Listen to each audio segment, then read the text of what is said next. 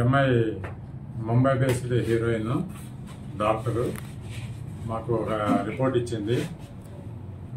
కుక్కల విద్యాసాగర్ అనే అతని మీద ఇంకా కొంతమంది మీద ఆమె రిపోర్ట్ ఇచ్చింది. ఆమెకి అతనితో పరిచయం ఉండి అతను హెరాస్ చేసినట్టు వాళ్ళ మదర్ని, వాళ్ళ ఫాదర్ని, వాళ్ళ బ్రదర్ని అందరినీ కూడా అతను మరి కొంతమంది హెరాస్ చేసినట్టు మాకు రిపోర్ట్ ఇచ్చింది.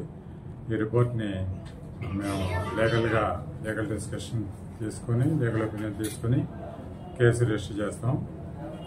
ఆ కంప్లైంట్లో ఉన్న కంటెంట్స్ని బట్టి ఆ క్రిమినాలిటీని బట్టి ఎవరెవరు బాధ్యులు అన్నది వాళ్ళ మీద యాక్షన్ తీసుకుంటాం, లీగల్గా యాక్షన్ తీసుకుంటాం. కుక్కల విద్యాసాగర్ మరియు కొంతమంది మీద ఇచ్చింది. ఎఫ్ఐఆర్ అయిన తర్వాత లీగల్ డిస్కషన్ అయిన తర్వాత ఆ క్రిమినాలిటీని బట్టి ఎవరెవరి మీద యాక్షన్ ఉంటుంది అన్నది చెప్తాం. తర్వాత అట్లా ఏమీ లేదు. విద్యాసాగర్ మరియు కొంతమంది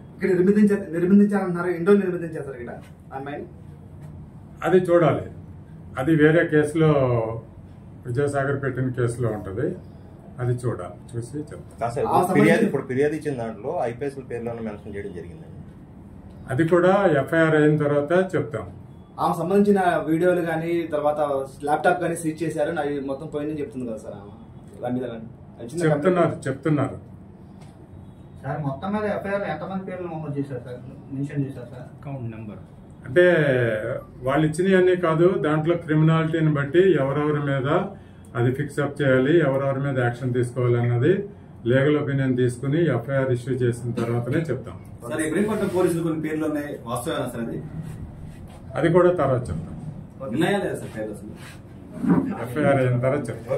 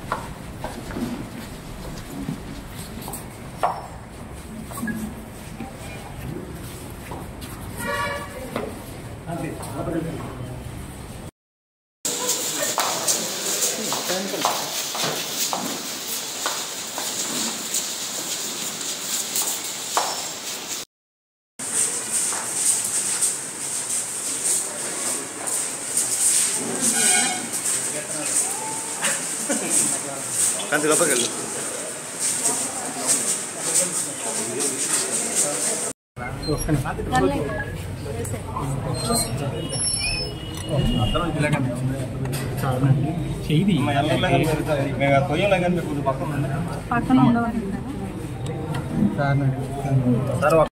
మీరు ఇబ్బంది పడతారు, అందుకని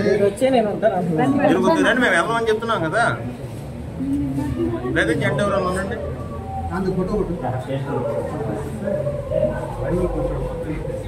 మురళి ఒకసారి ఇక్కడ తీసిన జల్దే కానీ మురళి కొట్టాడు సరే.